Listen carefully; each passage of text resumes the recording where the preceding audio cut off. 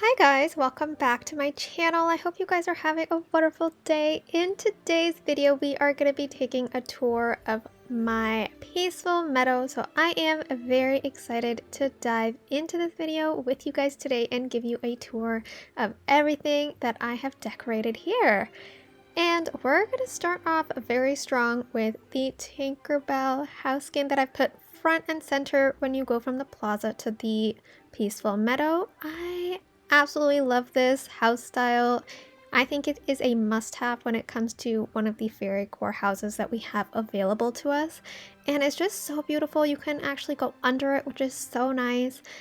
And luckily, I've got some mushrooms that have grown throughout my peaceful meadow, and I think it just perfectly matches with the aesthetic that I've gone for with the whole Fairycore theme. Here I used Tiana's table and chair set. I think it goes really nice with like the whole Tinkerbell aspect that I've got going on in this little circle area here. And of course I did put the well, and I have gears as little pathings everywhere because of course Tinkerbell loves to do her tinkering, which is of course why I also have a crafting table. So I have made sure that this is a very functional build. I've got a ancient vacuum here, I've got a cooking station, a crafting station, and everything in different places so that it is accessible, usable, and it still looks nice.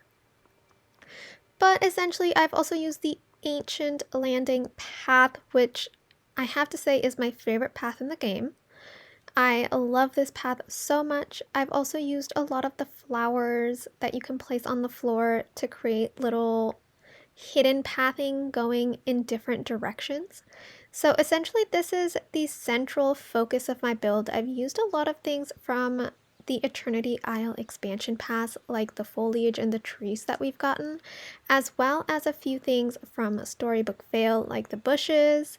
And I just think this looks very ethereal, very beautiful, and it's just so fun to walk around.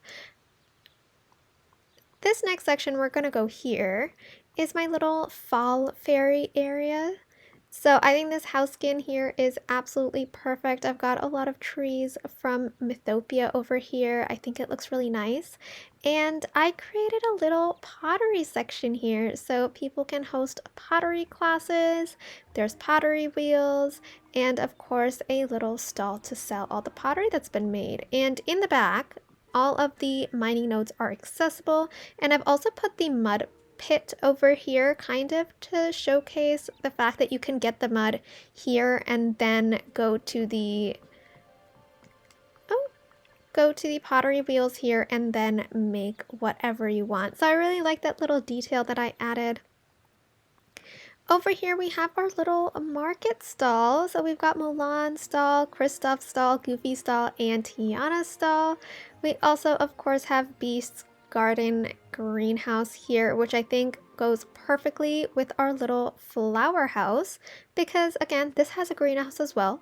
So I thought that would work very perfectly, and I've created a little outdoor flower market here, which I absolutely adore and love. I almost wanted to create little marketplaces and extend this market into the houses.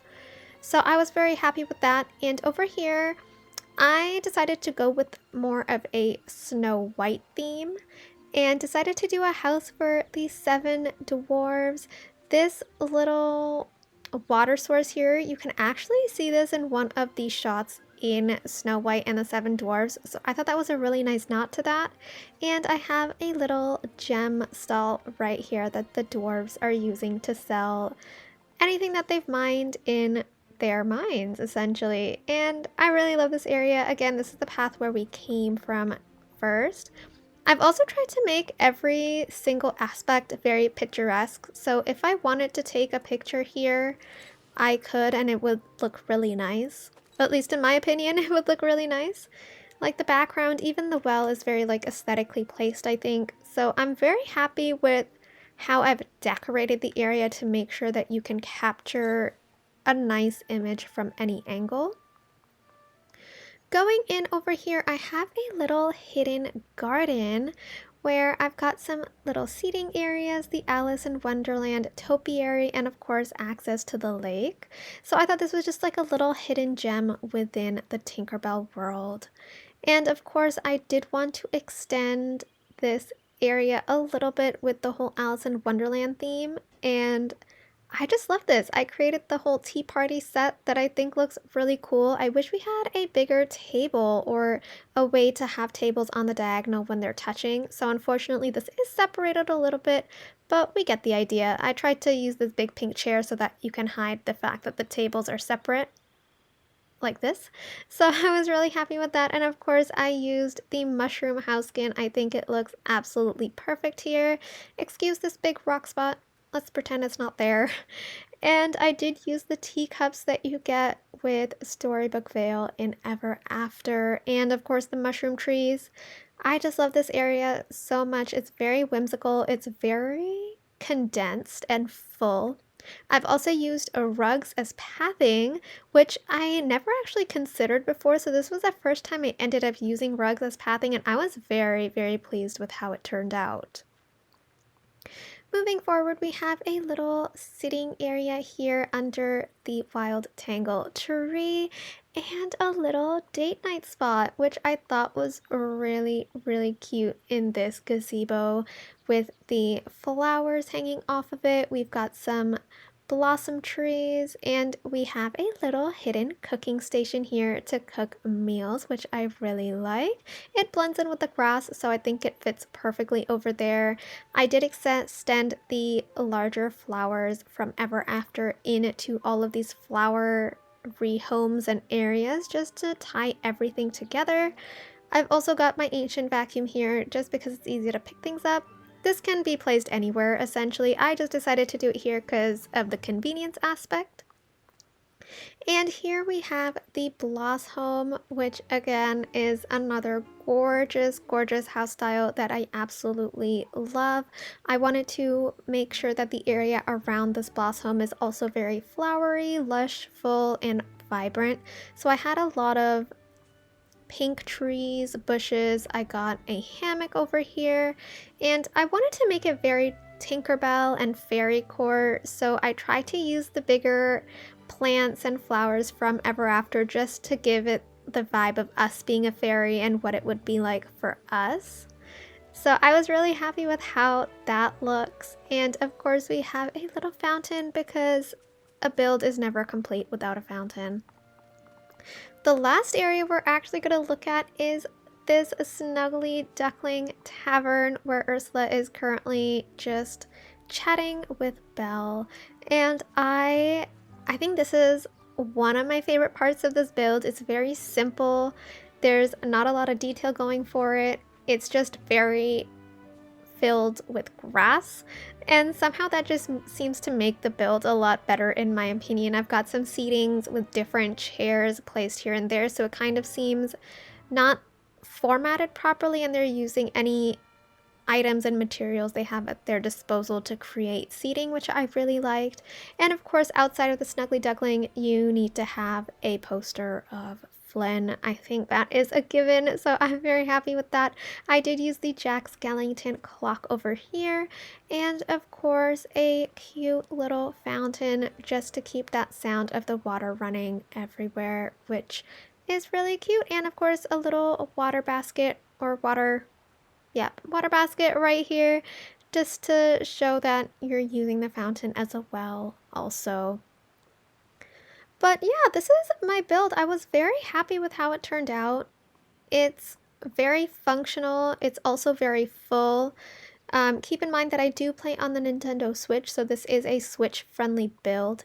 It does use a lot of items, I will be honest. It's very, very full of items. I would say over 500 items for sure were used to make this build. Probably 750 or 800 approximately.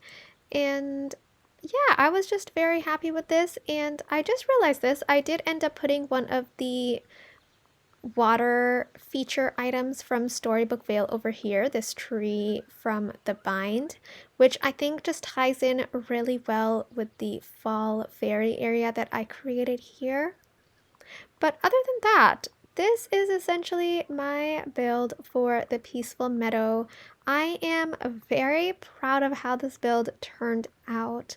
It did take a long time to get this build complete, But I'm very happy with how it turned out personally, and I think it's time we take a tour at night to see what it looks like with all of the different lights that I've placed all around the valley, or all around this biome, sorry.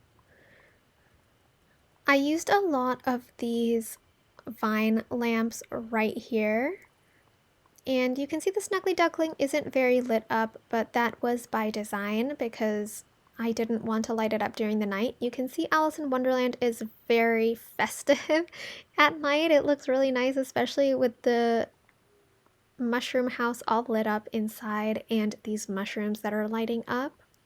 We've got a little date night area here where the candles are just burning very brightly, and of course the blossom is just magnificent in the night sky. We're gonna go all the way to the other side very quickly, and unfortunately I don't have my wings activated. Of course I don't. That's alright. This is my little neighborhood here. Overall, very happy with this build. Let me know what you guys think. I would love for you guys, if you're interested, to use inspiration from this build for your own valleys, and let me know how it turns out. You can join my Discord channel, which is linked below, and put your pictures from your valley over there. I would love to see how you've decorated your space as well. But thank you guys so much for sticking around and watching this video. I hope you guys enjoyed.